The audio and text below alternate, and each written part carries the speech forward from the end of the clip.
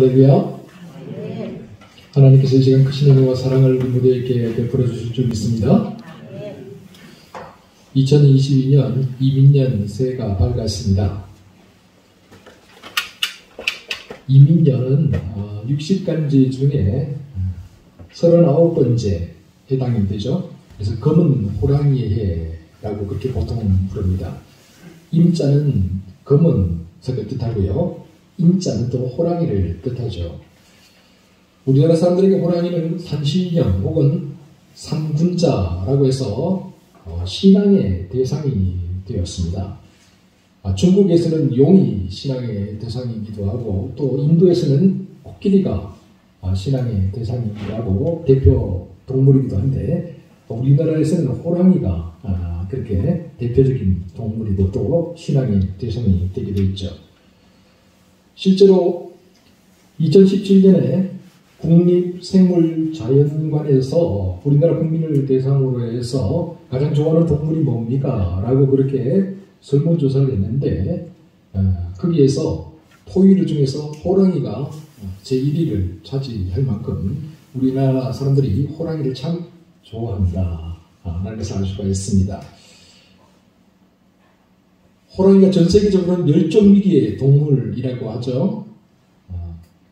요즘 최근 보호 노력 때문에 조금 숫자가 늘기는 했습니다만 전 세계적으로 보면 세계 자연기금 WWF에 의하면 2016년 말까지 전 세계에 있는 야생 호랑이 숫자가 약 4,000마리 정도에 불과하다라고 그렇게 이야기를 합니다. 우리나라에서는 이미 호랑이가 멸종이 되었습니다. 호랑이가 나타났다는 말을 가끔씩 있지만 사실은 호랑이는 아니고요. 이미 우리나라에서는 멸종이 되었다고 합니다.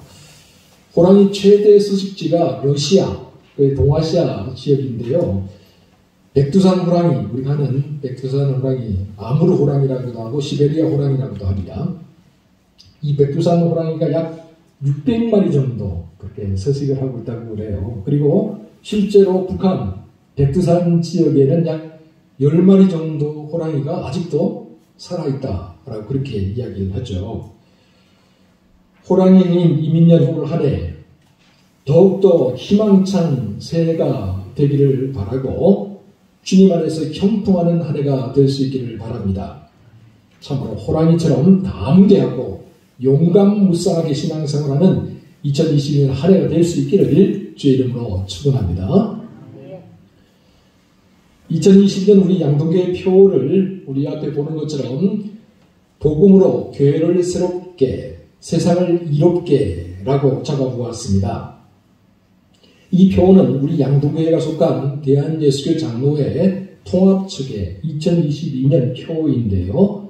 통합측의 수많은 교회들이 이 표를 따라서 올해 한 해 힘차게 달려가게 됩니다. 그래서 우리 교회도 역시 마찬가지로 통합측 전체의 표를 따라서 올 한 해를 한번 살아보려고 합니다. 다 함께 한번 따라해 보겠습니다. 복음으로 교회를 새롭게 세상을 이롭게. 올해는 그래서 주일 난예배 시간에 마태복음, 마가복음, 누가복음, 요한복음 이렇게 신약성경에 나오는 4개의 복음서를 통해서 예수님이 우리에게 전해주신 복음이 뭔가, 이 복음의 진리에 대해서 한번 깊이 생각해 보려고 합니다. 때로는 예수님께서 하신 말씀들을 통해서, 또 때로는 예수님께서 우리에게 보여주신 기적들을 통해서, 또 때로는 예수님이 보여주던 삶의 모습을 통해서, 그리고 때로는 예수님의 깊은 마음을 한번 들여다보면서 오늘 이 시대 우리가 품고 살아가야 될 복음이 무엇인가를 구체적으로 하나하나 살펴나가도록 할 예정입니다. 오늘은 그 첫 번째 시간으로 2022년 표 말씀이자 마가복음 1장에 나오는 말씀을 살펴보겠습니다. 이 마가복음은요, 베드로의 생질이었던 마가 요한이 기록한 것으로 알려져 있습니다. 마가 요한은 예수님의 수제자였던 베드로로부터 예수님이 하신 말씀들, 베풀어 주신 기적들을 생생하게 전해들었죠. 그리고 실제로 예수님을 뵙기도 했습니다. 그의 집이 예루살렘에 있었는데 사도행전에 보면 마가의 다락방이라고 나오죠. 120명 이상이 들어갈 정도로 2층에 그 큰 대저택이었다라는 것을 알 수가 있습니다. 그렇기 때문에 예수님이 공생애를 하시는 동안 적어도 3번 이상 예루살렘에 올라오셨거든요. 그때 마가가 예수님을 만나고 직접 볼 수 있는 기회가 있었을 것이다 라고 우리가 추측해 볼 수가 있습니다. 실제로 마가복음 마지막 부분을 보면 마가라고 추측되는 사람이 한 명 나옵니다. 마가복음 14장 51절과 51절을 보면 한 청년이 나오는데요. 이 청년이 예수님께서 십자가에 매달리시기 전 겟세마네 동산에서 기도를 하시잖아요. 기도를 하시다가 가룟유다의 배신으로 인해서 유대 관원들에게 붙잡혀 가시는데 붙잡혀 가실 때 발가벗은 채로 예수님 잡혀간다는 소식을 듣고 호디불만 딱 뒤집어 쓰고 따라가다가 유대 관원들이 그를 잡으러 가니까 이 호디불을 버려두고 발가벗은 모습으로 도망갔다라는 것을 마가복음 14장 기록하고 있어요. 그런데 마태, 누가, 요한복음을 살펴봐도 이런 이야기가 전혀 나오고 있지를 않죠. 그래서 성경학자들은 이때 도망갔던 사람, 이 청년이 바로 마가 자신이었을 것이다. 그래서 자기의 이야기를 부끄럽지만 숨기고 싶지만 이렇게 이름 없이 한 청년이라고 그렇게 밝히고 있다. 그렇게 추측을 하는 거죠. 이제 오늘 우리 주신 본문 말씀으로 한번 들어가 보도록 하겠습니다. 우리 먼저 본문 14절을 한 목소리 읽어볼까요? 14절 시작. 요한이 잡힌 후 예수께서 갈릴리에 오셔서 하나님의 복음을 전파하여. 아멘. 성경에는 수많은 사람 요한이 나옵니다. 수많은 요한이 나와요. 그 중에 오늘 본문에 나오는 이 요한, 14절에 나오는 요한은 세례 요한을 가리킵니다. 세례 요한은 예수님의 이 구속사에 있어서 굉장히 중요한 역할을 담당했던 인물입니다. 그가 광야에 나타나서 하나님의 말씀을 선포하는 것은 구약의 말라기 선지자 이후 약 400년 만에 처음으로 있었던 일입니다. 이 오랜 기간, 400년간의 이 침묵 기간 동안에 선지자들이 출현하지 않았던 것은 선지자의 과제가 이미 다 완성이 되었고 끝났기 때문이라고 그렇게 여겼기 때문이죠. 그러나 사람들은 말라기 선지자가 그 말라기 마지막 부분에서 마지막 4장 16절에서 하신 그 말씀을 늘 기억하고 있었어요. 보라, 여호와의 크고 두려운 날이 이르기 전 내가 선지자 엘리야를 너희에게 보내리니 그가 아버지의 마음을 자녀에게로 돌이키게 하고 자녀들의 마음을 아버지에게로 돌이키게 하리라. 그래서 사람들은 하나님의 뜻을 성취할 메시아가 오기 전에 먼저 이 충성스러운 엘리야가 와서 메시아가 올 길을 예비할 것이다 라는 그런 믿음을 가지고 있었죠. 그런 소망을 가슴에 품고 있었어요. 그런 점에서 세례 요한의 출현 그 자체는 이스라엘 역사에서 결정적인 전환점이 되는 사건이었습니다. 그런데 마가복음을 읽어보면 이 마태복음이나 누가복음과는 달리 이 세례 요한에 대해서 자세하게 이야기하고 있지 않아요. 마태복음이나 누가복음을 읽어보면 그 초두에 세례 요한에 대한 이야기를 제법 길게 설명하고 있습니다. 그런데 마가복음, 복음서 중에 가장 먼저 기록되었다고 생각하는 이 마가복음에서는 세례 요한에 대한 이야기의 분량이 거의 없어요. 왜 그럴까요? 이거는 마가의 하나님께서 마가에게 주신 그 성령의 영감이 세례 요한이라는 인물 자체가 예수님과 함께 연결되어 있기 때문에 의미가 있는 인물이기 때문이라는 거예요.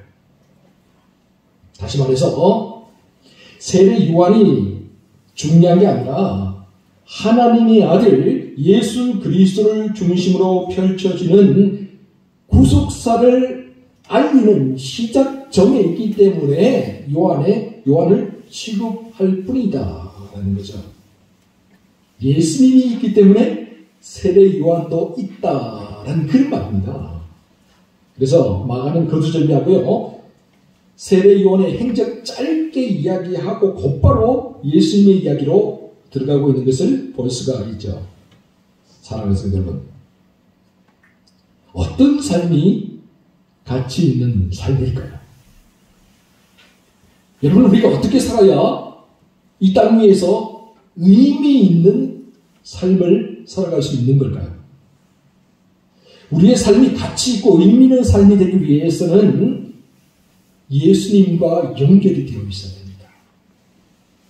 지금으로부터 2000년 전 중동 땅의 자그마한 이스라엘, 그곳에도 수많은 사람들이 살고 있었을 겁니다. 그들 중에는 부자도 있었을 것이고 권력자들도 있었을 겁니다. 그들 중에는 석학들도 있었을 것이고 유명 인사들도 분명 있었을 겁니다. 그러나 지금 우리는 그들을 기억하지 못합니다. 그들이 누구였는지, 무엇을 했는지 전혀 알지를 못합니다. 그리고 성경도 그들에게 관심이 없습니다. 이것은 오늘날도 역시 마찬가지겠죠. 세계적인 부자들, 세계적인 권력자들, 세계적인 석학들, 세계적인 유명인사들, 여러분 얼마나 많습니까? 그런데 과연 지금부터 2000년이 지난 뒤에 사람들이 그들을 기억해 줄까요? 그들에 대해서 이야기할까요? 아마 별로 관심이 없을 겁니다. 아니, 어쩌면 그들도 보려고 하지도 않을 겁니다. 성경도 역시 마찬가지예요. 그 당시에 수많은 사람들에 대해서 관심이 별로 없어요. 그러나 예수님과 연결된 사람들, 예수님과 관련이 되어 있는 사람들, 그런 사람들에 대해서는 여러분 놓치지 않고 이야기하면서 나아간다는 거예요. 세례 요한의 인물 그렇게 매력적이지 않습니다. 그렇지만 그가 예수님이 오실 길을 미리 예비한 사람이기 때문에 성경은 그를 중요하게 취급하고 있다라는 거죠. 여러분, 누가복음 19장에 삭개오가 나옵니다. 많은 사람들이 삭개오를 기억합니다. 왜 삭개오를 기억합니까? 예수님과 연결되어 있기 때문입니다. 여러분, 7 귀신이 들렸다가 쫓겨나서 예수님이 치유해서 깨끗하게 치유해서 재정신된 막달라 마리아가 나옵니다. 여러분, 그 여인을 왜 우리가 기억하고 있습니까? 예수님과 관련이 있기 때문입니다. 빌라도, 여러분, 그 당시에 로마의 총독들이 로마 정관에 얼마나 수없이 많았는지 모릅니다. 그런데 우리는 빌라도를 기억합니다. 왜 기억합니까? 예수님과 어쨌거나 관련이 있기 때문입니다. 마찬가지죠. 우리의 인생과 우리의 삶이 가치 있고 의미 있기 위해서는 예수님과 연결이 되어 있어야 됩니다. 아무리 좋은 전자제품이라고 해도 전원과 연결이 안 되어 있으면 그 제품은 아무 쓸모가 없어요. 작동을 하지 않아요. 그러나 좀 비리비리하고 좀 오래 쓴 것이라고 해도 여러분 전원에 붙어 있으면 이것이 우리가 사용할 때 유용하게 쓸 수가 있는 거잖아요. 마찬가지예요. 우리가 신앙생활 한다는 것은 예수님께 딱 붙어 있는 거예요. 예수님께 붙어 있을 때 우리의 삶이 가치가 있고 의미가 있어요. 예수님께 붙어 있을 때 예수님께서 우리에게 주시는 힘과 능력으로 우리가 살아갈 수 있는 거죠. 그러므로 2020년 한 해 동안 무엇을 하든지 어느 곳에 있든지 항상 예수님과 연결된 삶을 살아가는 저와 여러분 모두가 될 수 있기를 바랍니다. 다음으로 우리 본문 15절입니다. 우리 15절 말씀 함께 읽어보겠습니다. 시작. 이르시되 때가 찼고 하나님의 나라가 가까이 왔으니 회개하고 복을 믿으라 하시더라. 아멘. 마가는 먼저 때가 찼다 그렇게 말을 하고 있습니다. 이것은 하나님의 뜻과 계획에 따라서 구속사적인 결정적인 순간이 다가왔다라는 그런 의미이죠. 예수님께서 비로소 공적인 생애를 시작하실 때가 왔다. 여기서 말하고 있는 때라는 단어는 헬라로 카이로스입니다. 이 카이로스는요, 단순히 과거에서 현재로, 현재에서 미래로 1시, 2시, 3시, 4시 이렇게 흘러가는 물리적이고 연대주의적인 시간을 뜻하는 크로노스와는 구별이 됩니다. 카이로스는요, 좋은 기회, 의미 있는 순간, 결정적인 모먼트, 그런 것을 가리켜서 우리가 카이로스라고 그렇게 이야기를 하죠. 다시 말해서 예수님이 드디어 인류를 구원하실 그 구원의 사역을 시작하실 그 순간, 그 카이로스가 다가왔다라는 그런 의미인 것입니다. 그래서요, 알버트 슈바이츠 박사는 이 말씀을 보면서 예수님이 역사상 유례없는 특정한 구원의 때를 성취하신 것이다, 그렇게 표현하기도 했습니다. 여러분, 우리 삶에도 결정적인 하나님의 순간이 있습니다. 때가 무르익어서 하나님이 정하신 때가 되어야 비로소 이루어지는 일들이 있고, 비로소 가시적으로 우리 눈앞에 드러나는 일들이 있어요. 그때까지는 우리가 오래 참음과 인내로 기다릴 줄 알아야 됩니다. 우리가 보기엔 좀 느린 것 같죠? 왜 이렇게 안 이루어지나 답답하죠? 근데 하나님이 정하신 때를, 하나님이 정하신 그 결정적인 순간을 놓고 보면 우리가 너무 조급한 거예요. 우리가 너무 성급한 거예요. 우리는 오늘 당장 이게 이루어지면 좋겠다, 그렇게 마음 먹고 있지만 하나님이 보시기에는 아니야, 조금 더 기다려. 그래서 하박국 선지자를 보면은, 그 선지를 읽어보면은 하나님께서 그렇게 말씀하시잖아요. 기다려라. 지체되지 아니하고 이루어지리라. 그렇습니다. 하나님이 정하신 이 카이로스가 되면 분명히 이루어지게 되는데, 우리가 너무 조급하기 때문에 답답해하고, 우리가 너무 성급하기 때문에 기다리지를 못하는 거죠. 여러분, 우리의 삶에도 하나님이 정하신 카이로스가 있다는 사실을 믿으시기 바랍니다. 이 하나님 정하신 때가 되어야 비로소 하나님이 계획하고 준비하신 일들이 이루어지기 시작하는 거죠. 2022년 한 해 동안 이 믿음, 하나님 정하신 카이로스를 기다리는 이 믿음으로 살아가는 저와 여러분 모두가 될 수 있기를 바랍니다. 다음으로 하나님의 나라가 가까이 왔다라고 그렇게 마가가 선포하고 있죠. 하나님의 나라. 그러나 하나님의 나라가 어떤 나라입니까? 주님께서 말씀하셔서 내 나라는 이 세상에 속하지 아니하였다. 만약에 내 나라가 이 나라에 속한 나라라면 지금이라도 내가 명령하시 12군단 부대는 병사들을 움직일 수 없겠느냐, 그렇게 말씀하셨어요. 그러니까 주님의 나라는 이 세상에 속한 나라는 분명 아니에요. 그렇다면 하나님의 나라가 어떤 나라입니까? 하나님의 나라는 하나님의 주권과 하나님의 통치가 실현되는 나라입니다. 주님이 이 땅에 오셔서 가르쳐준 복음의 핵심, 그 복음의 핵심 알갱이가 바로 하나님 나라입니다. 주님은 우리에게 하나님 나라를 선포하시고 우리를 하나님 나라의 백성으로 만드십니다. 우리가 하나님 나라의 백성답게 살아가도록 만들기 위해 이 땅에 찾아오셨습니다. 이처럼 주님의 복음의 핵심에는 하나님 나라가 우뚝 서 있습니다. 이 나라에서는 그 누구도 소외되지 않습니다. 이 나라에서는 그 누구도 차별받지 않습니다. 이 나라에서는 그 누구도 부당한 대우를 받지 않습니다. 하나님 나라는 우리의 있는 모습 그대로가 받아들여지고 우리의 있는 모습 그대로가 존중을 받고 인정을 받는 그런 나라입니다. 어떤 분이 그렇게 저한테 질문한 적이 있어요. 목사님, 내가 태어나면서부터 왼발이 소아마비 장애인인데 내가 죽어 하나님 나라에 가면 거기에서도 소아마비 장애인으로 살아야 합니까? 여러분 생각은 어떻습니까? 하나님 나라에 가면 어떻게 될까요? 궁금하죠? 여러분, 먼저 우리가 기억해야 될 것은 우리가 부활체를 입으면 신령한 몸으로 변화된다는 성경이 기록하고 있어요.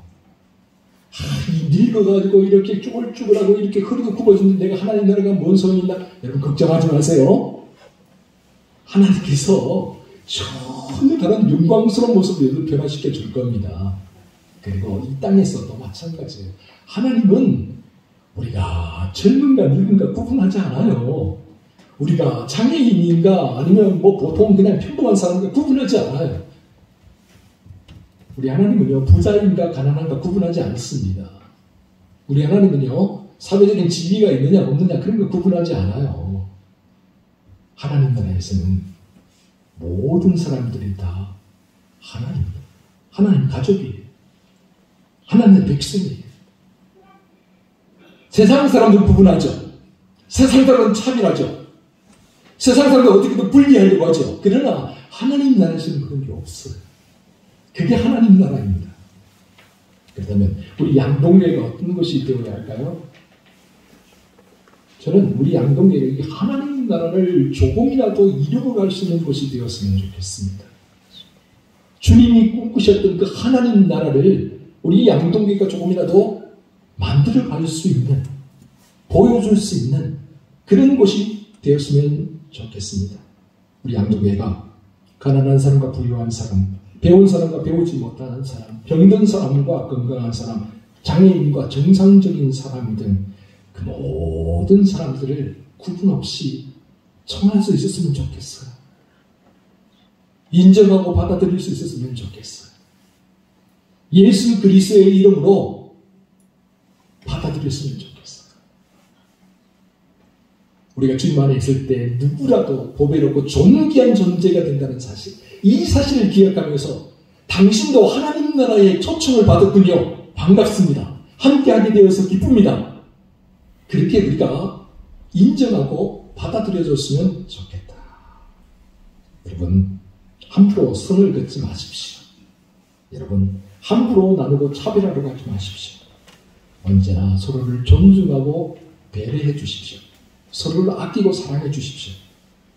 그래서 참으로 2020년 한 해 동안 우리 양동교회가 하나님 나라를 꿈꾸고 하나님 나라를 조금이라도 이루어 나가는 그런 교회가 될 수 있기를 주의 이름으로 축원합니다. 마지막으로 마가는 회개하고 복음을 믿으라 그렇게 말하고 있죠. 이 말은 세례 요한이 저 유대 광야에서 외쳤던 말과 동일한 말입니다. 세례 요한은 그렇게 말하죠. 회개하라, 천국이 가까이 왔느니라. 오늘 주님도 말씀 마찬가지죠. 회개하고 복음을 믿으라. 그런데 이 말씀, 회개하고 복음을 믿는 이 예수님의 말씀에는 긴박감과 함께 종말적인 사상이 담겨있다는 것을 기억하셔야 돼요. 회개하라라는 말은 방향을 돌이키라, 메타노이아. 방향을 가던 방향에서 반대 방향으로 돌아온다는 것을 말하거든요. 그게 회개입니다.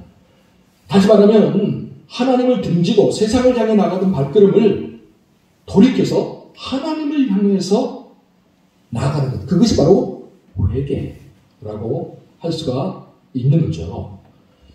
여러분, 우리가 세상을 향해서 품었던 마음들, 세상을 향해서 좋게 보고 세상 것을 내가 누리면서 살아가고던 마음들, 그 마음들을 배설물처럼 여기며 내려놓을 때 비로소 하나님이 온전히 보이게 되는 거예요.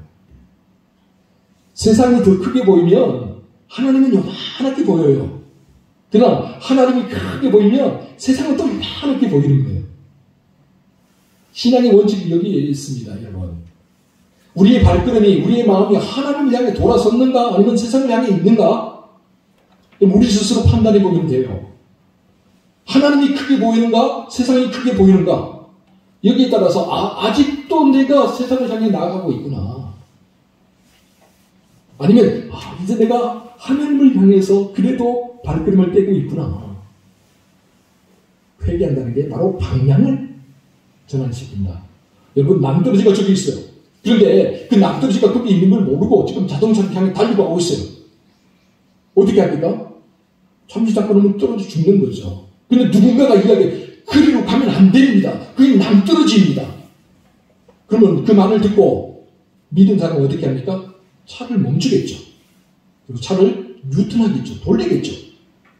돌려서 어떻게 해요? 낭떠러지 가지 말고 길로 와야죠. 그래야지 사는 거 아닙니까? 마찬가지로 우리 영혼도 역시 세상을 향해 멸망을 향해 나아가던 그 발걸음을 뉴턴해서 돌려서 하나님께로 향할 때 그때 우리에게 생명이 있다. 그게 바로 회개다라는 거죠.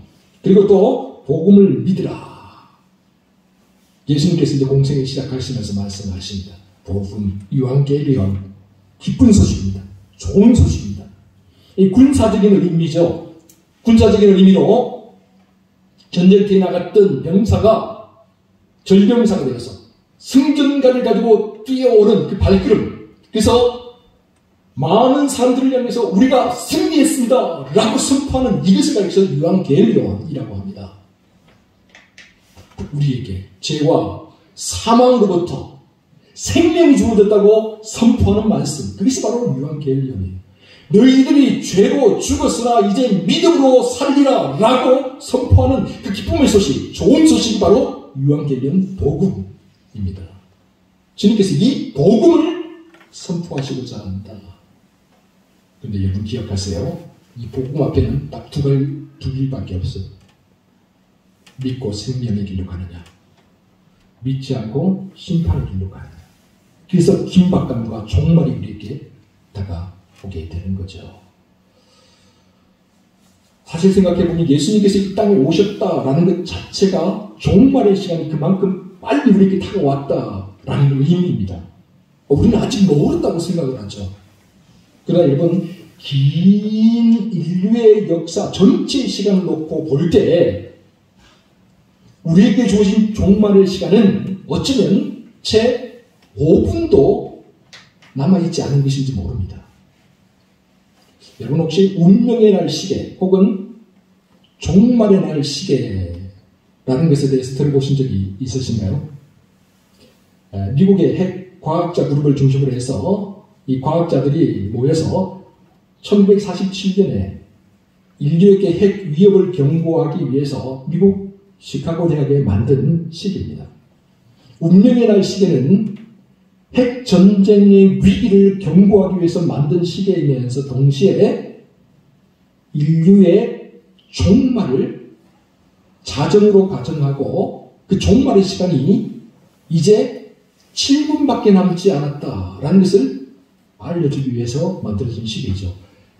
1947년부터 시작해서 그 종말의 시간이 점점 줄어들어서 제가 알기로는 올해까지 종말의 시간이 약 100초밖에 안 남은 걸로 알고 있습니다. 인류 운명의 날이 자정을 기준으로 해서 23시 58분 20초가 되었다. 그래서 인류 파국의 시간이 겨우 100초밖에 남지 않았다. 그렇게 과학자들이 이야기를 하고 있죠. 사랑하는 성도들, 우리가 회개하고 복음을 받아들일 이유, 이제 주님이 곧 오시고 이제 곧 하나님의 나라가 우리 가운데 이 땅 위에 임할 날이 다가오기 때문이라는 거죠. 하나님이 우리에게 주시는 기회의 그 결정적인 카이로에서의 시간이 그렇게 많이 남아있지 않다라는 뜻입니다. 지나간 기차가 다시 되돌아올 수 없는 것처럼 또 떠나버린 버스를 우리가 다시 그 버스를 잡을 수가 없는 것처럼 하나님 우리에게 그렇게 좋은 절호의 기회를 주실 때 우리 그 기회를 잡지 않으면 우리에게 그 기회가 그렇게 많지를 않다라는 것입니다. 하나님께서 우리에게 기회를 주실 때 우리가 그 기회를 잡아야 된다. 복음이 우리에게 다가왔을 때 이 복음을 우리가 듣고 마음 가운데 받아들이고 이 복음으로 살아가야 된다라는 것이죠. 그러므로 더 묻기 전에 회개하고 우리가 복음을 믿어야 합니다. 우리에게 좋은 절호의 기회가 사라지기 전에 세상으로 기울던 우리의 마음과 우리의 시선을 하나님께 맞추어야 합니다. 세상을 향해 폭주기관자처럼 달려가던 우리의 발걸음과 우리의 인생길을 이제는 하나님을 향해서 맞춰야 한다라는 것이죠. 그래 참으로 2021년 한 해가 정말 복음을 가슴에 품고 살아가는 저와 여러분 모두가 될 수 있기를 주의 이름으로 축원합니다. 기도하겠습니다.